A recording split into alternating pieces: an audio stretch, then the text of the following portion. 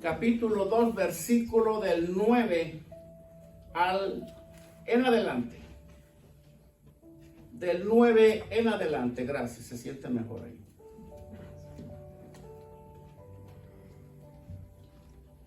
Al principio del servicio de esta mañana tocamos el tema, somos un pueblo de Dios. Amén, hermoso, hermoso ese canto. ¿Quién lo ha escuchado? Somos el pueblo de Dios. Y así hemos titulado en esta mañana el mensaje de este día. Somos el pueblo de Dios. Diga conmigo, somos el pueblo de Dios. Somos el pueblo de Dios. Amén. Amén. Somos el pueblo escogido. Quisiera poder tener, hermano, a veces la destreza, la habilidad, la precisión, como le dijo el apóstol Pablo a su discípulo amado, de poder exponer muchas cosas que a lo largo de tantos años hemos escuchado, de los que ya hemos estado en el Señor ya por un tiempo. Quizás para los que van comenzando va a haber muchas palabras y expresiones que van a ir escuchando a lo largo de su caminar con Cristo. Amén. Y gloria a Dios por ellos. Gloria a Dios por los que van comenzando. Porque si había conceptos o verdades de la Biblia que los que ya tenemos tiempo no habíamos entendido a cabalidad, bueno, los que van llegando los van a comenzar entendiendo bien, como debe de ser. Hay hasta un canto que se llama Somos el pueblo de Dios. Pero ¿qué representa esto? Para empezar, representa algo. Que cuando venimos al Señor, cuando nos convertimos en parte de la familia del pueblo de Dios, se queda atrás toda nacionalidad. Se queda atrás toda la cultura. ¿Sí? Y en ocasiones también se quedan atrás muchos de los lazos familiares. ¿Sí? Así como cuando Abraham fue sacado de su pueblo donde él habitaba con su familia y recibió un mandamiento como este: ve y deja tu parentela y ve a la tierra que yo te mostraré. Los que conocen esta parte del libro de Génesis. Así, de esta manera dejamos muchas cosas atrás, no porque te vas a olvidar, hablando de este último punto, no porque te vas a olvidar de tu familia, de tu mamá, de tus hermanos, de tu padre, no. Sino que cuando tú te conviertes al Señor, tú pasas a ser parte de una familia, de una nueva cultura, por ponerlo así, aunque no usaría mucho esta palabra. Una cultura, es para darme a entender, en la cual nosotros tendremos que reconocer que ya no hay diferencias, ya no hay diferencia de color, ya no hay diferencia de nación. Tú eres de México, tú eres de Guatemala, tú eres de Perú, todos venimos a ser una sola nación, amén, la cual es la nación santa de Dios. Amén. Y a través del conocimiento de esta verdad, tú vas a aprender a vivir dirigido bajo las leyes divinas para este pueblo, el cual somos tú y yo. Amén. Ya no es de que, mira, allá en mi país nosotros tenemos esta costumbre o esta tradición, o ustedes los colombianos son así, o ustedes los peruanos, o ustedes los mexicanos. Eso es muy común hoy en día. Inclusive se ven muchas iglesias donde hay peruanos y está el grupito de peruanos allá. Está el grupito de colombianos acá, el grupito de mexicanos allá. No, aquí el reino de Dios, el pueblo de Dios es una sola nación. Ya no hay diferencia. Soy tu hermano, tú eres mi hermano. Somos hijos del mismo Padre. Espérate, mi Padre está ahí en Guatemala. No, tu Padre ahora es Dios. Y el Padre que tienes en Guatemala, en Colombia, donde sea, ese es tu Padre terrenal, al cual Dios manda que honres, por supuesto, que no te olvides de Él y que lo ames, lo respetes, hasta el día que Él parta de este mundo. Y que le hables del Señor también principalmente. Pero tu Padre es Dios. Somos hijos del mismo Padre. Somos parte de la misma familia. Amén. Dios ha escogido un remanente al cual ha llamado su pueblo, el cual somos tú y somos yo. Pueblo adquirido, un pueblo con una misión, por supuesto, bien definida, la cual es anunciar las virtudes de aquel que lo llamó. ¿Quién te llamó? Dios. Amén. Somos un pueblo adquirido de Dios, como decía el canto, como dice esta porción de Primera de Pedro, y tenemos una misión bien definida, única como ninguna otra. Y esa es otra cosa también, que ya no vamos a vivir o a cumplir o a seguir la misión de este mundo. ¿Cuál es? Podemos abundar aquí. Muchos buscan una cosa, otros otra. Cada quien se esfuerza por algo, cada quien ve por su futuro, por su porvenir. No hay nada de malo en eso, pero aprendemos a amar más esta misión que Dios nos ha dado, porque sabemos que cumpliendo esa misión, lo demás se irá cumpliendo conforme a la voluntad de Dios. ¿Me voy a entender? O sea, tu misión en esta tierra ya está bien definida como un hijo de Dios, y quiero que tú la conozcas a partir de hoy, si es que no la conocías. Pero damos lectura. Dice la palabra del Señor, en el nombre del Padre, Hijo, Espíritu Santo, versículo 9, dice: mas vosotros sois linaje escogido, real sacerdocio, nación santa, pueblo adquirido por Dios, para que anunciéis las virtudes de aquel que os llamó de las tinieblas a su luz admirable. Bueno, a mí estas palabras me hacen volar, hermano, no sé tú.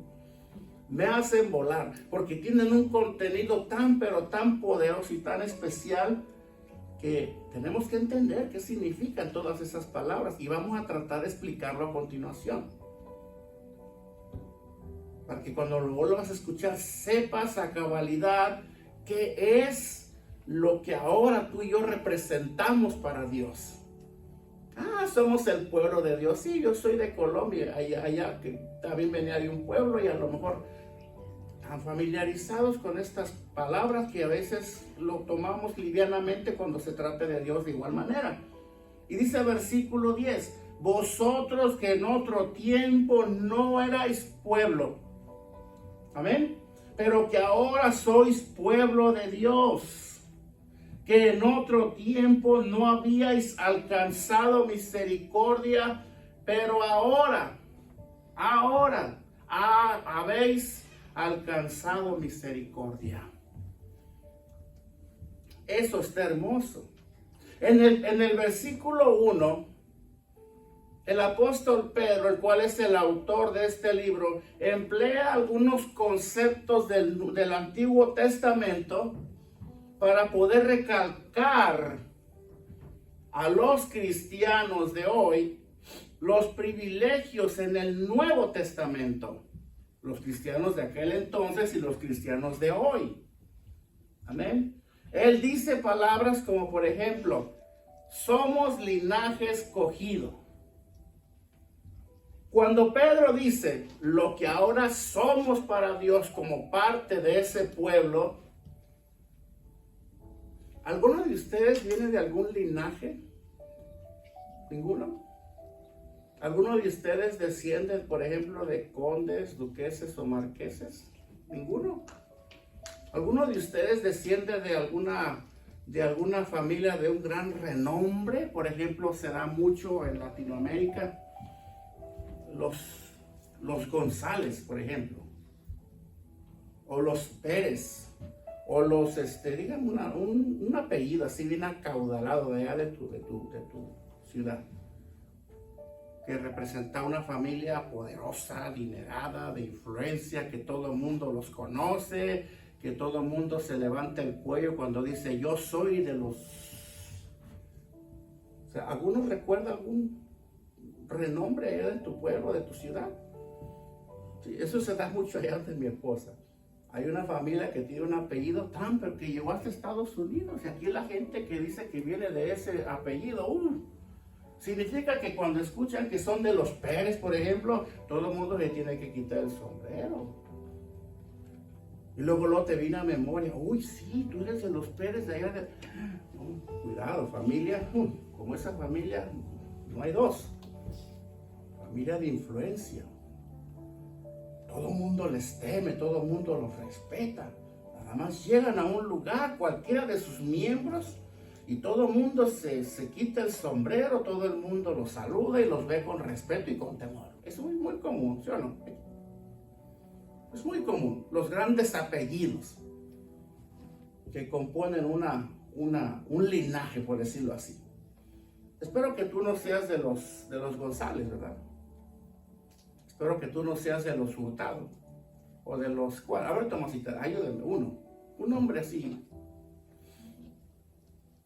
¿Saben a lo que me refiero, verdad? Sí saben, sí saben. Bueno, te digo una cosa.